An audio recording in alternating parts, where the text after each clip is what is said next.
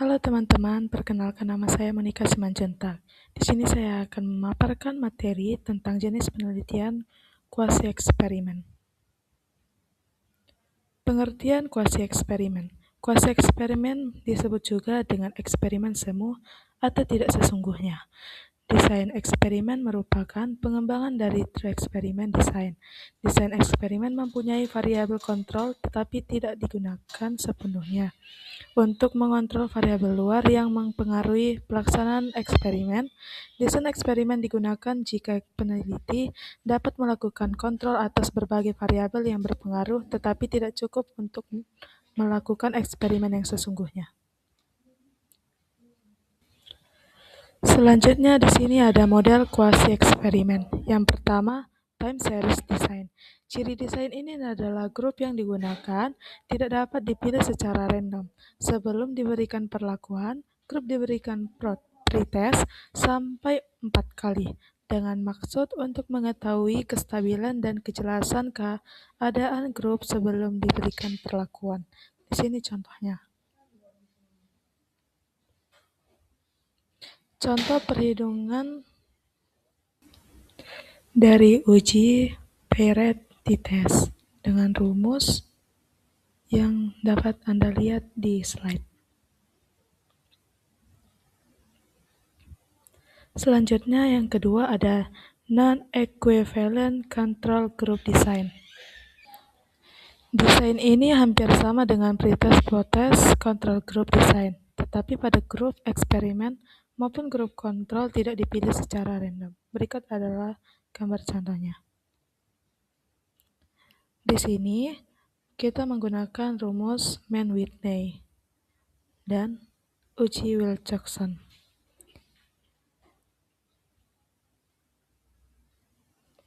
Selanjutnya yang ketiga, rancangan rangkaian waktu dengan kelompok pembanding control time design series.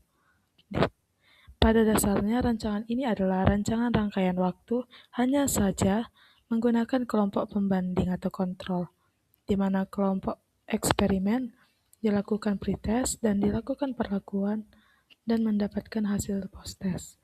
Sedangkan kelompok kontrol itu dilakukan pretest dan post-test tanpa adanya perlakuan. Di sini juga menggunakan uji Wilcoxon.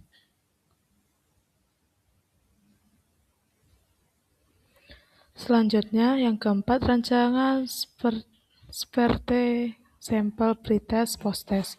Rancangan ini sering digunakan dalam penelitian kesehatan dan keluarga berencana, yang dimana kelompok eksperimen dilakukan pretest dan diberikan perlakuan, tetapi tidak dilakukan post-test.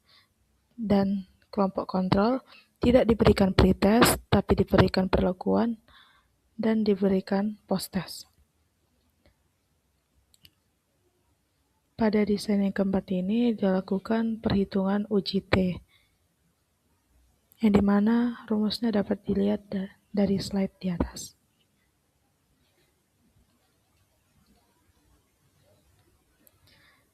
Nah, di sini saya akan membahas contoh soal. Yang pertama, dalam sebuah studi tentang beban kerja, peneliti memberikan pelatihan manajemen stres pada perawat di ruang dahlia, sementara perawat di ruang melati tidak diberikan pelatihan. Sebelum dan sesudah pelatihan, kedua kelompok diukur tingkat stresnya.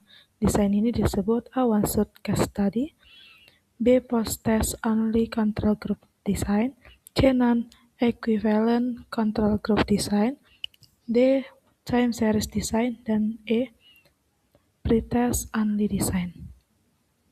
Jawabannya itu yang tepat adalah C non-equivalent control group design.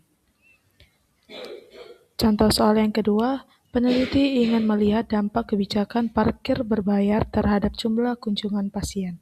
Peneliti mengamati tren kunjungan bulanan di Rumah Sakit Elizabeth yang menerapkan kebijakan baru dan yang tidak menerapkan kebijakan selama 1 tahun penuh.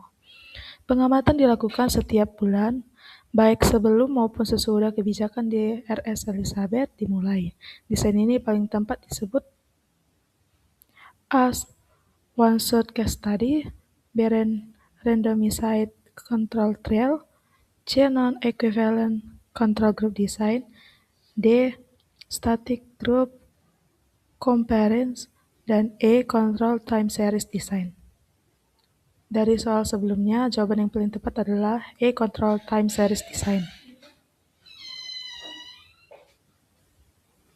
Selanjutnya ada soal yang ketiga, seorang mahasiswa MIKA ingin meneliti efektivitas modul edukasi terhadap pengetahuan pasien diabetes. Ia hanya memiliki akses ke satu puskesmas dan tidak diizinkan membentuk kelompok kontrol karena keterbatasan jumlah pasien.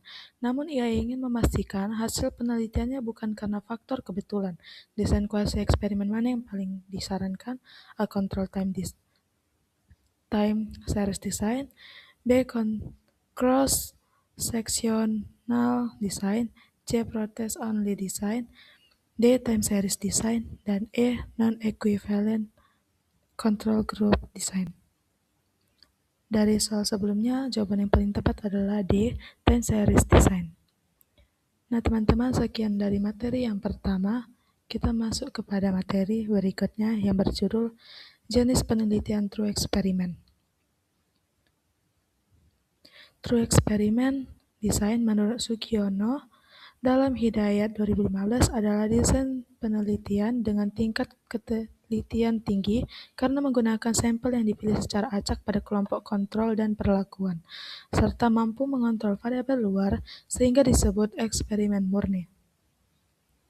Ciri utama dari penelitian true eksperimental adalah yang pertama, terdapat satu atau lebih kelompok kontrol maupun kelompok eksperimen yang dipilih secara acak dan populasinya. Yang kedua, pretest dilakukan pada kedua kelompok untuk memastikan kesetaraannya. Yang ketiga, terdapat post-test untuk melihat efek pada variabel dependen. Yang keempat, dilakukan isolasi, pengontrolan, dan manipulasi variabel independen. Yang kelima, tidak ada kontaminasi antara kelompok kontrol dan kelompok eksperimen. Selanjutnya ada randomisasi, yang dimana randomisasi adalah proses penting dalam penelitian eksperimen yang dilakukan dengan membagi subjek secara acak ke dalam kelompok eksperimen dan kontrol agar memiliki karakteristik awal yang setara tanpa dipengaruhi faktor tertentu. Langkah-langkah randomisasi dalam penelitian eksperimental: yang pertama, menentukan populasi target. Yang kedua, memilih partisipan eksperimen. Yang ketiga, melakukan intervensi dan observasi. Selanjutnya ada rancangan penelitian true experiment. Yang pertama, post-test only control design. Post-test only control design itu adalah desain eksperimen yang melibatkan kelompok eksperimen dan kontrol yang dipilih secara acak, dan kelompok ini diberikan perlakuan, sedangkan kelompok kontrol tidak. Penelitian dilakukan melalui post-test, lalu hasil kedua kelompok dibandingkan untuk mengetahui ada tidaknya pengaruh signifikan dari perlakuan tersebut. Seperti di contoh di atas.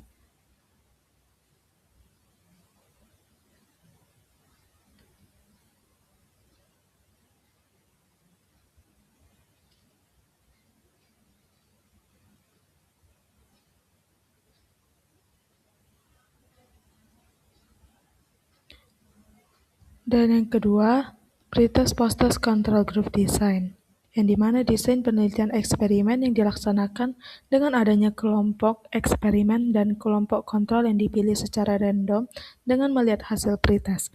Hasil pretest yang baik adalah tidak ada perbedaan antara kelompok eksperimen dan kelompok kontrol, sehingga kedua kelompok tersebut mempunyai tingkat kemampuan yang sama.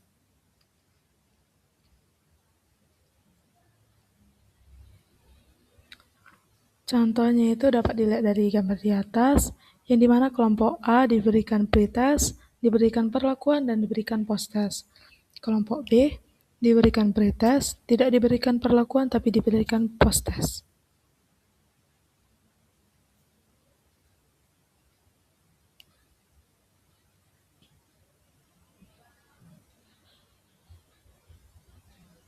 Selanjutnya ada Solomon Four Group Design. Solomon for Group Design adalah desain eksperimen yang melibatkan 4 kelompok, yaitu 2 kelompok dengan pretest dan 2 tanpa pretest, yang dimana 1 kelompok dengan pretest dan 1 tanpa pretest yang menerima perlakuan.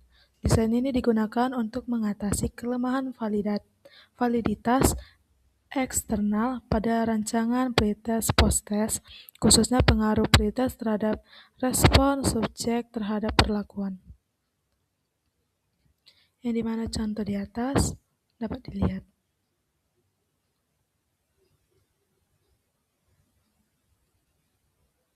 Nah, di sini kita masuk kepada contoh soal.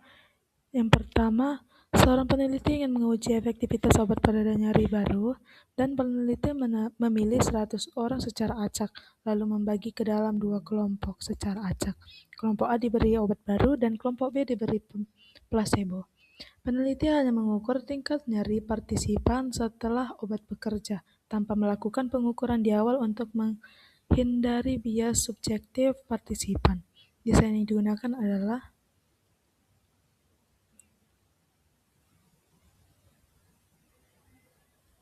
jawabannya adalah C.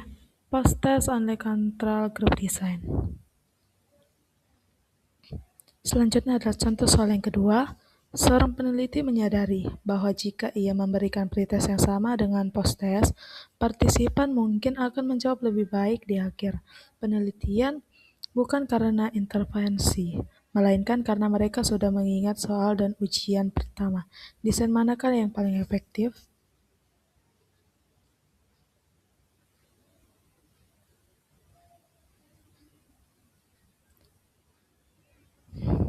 Nah, jawaban dari soal sebelumnya adalah C. Solomon for Group Design.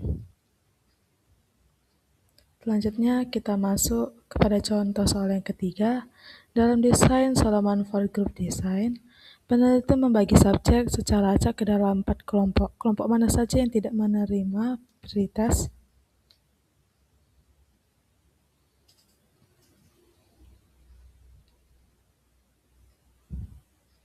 Nah, dari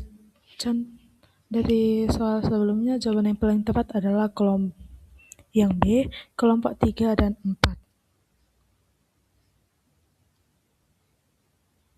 Baik teman-teman, sekian dari materi yang telah saya paparkan. Jika ada tutur kata yang salah, mohon dimaafkan. Terima kasih.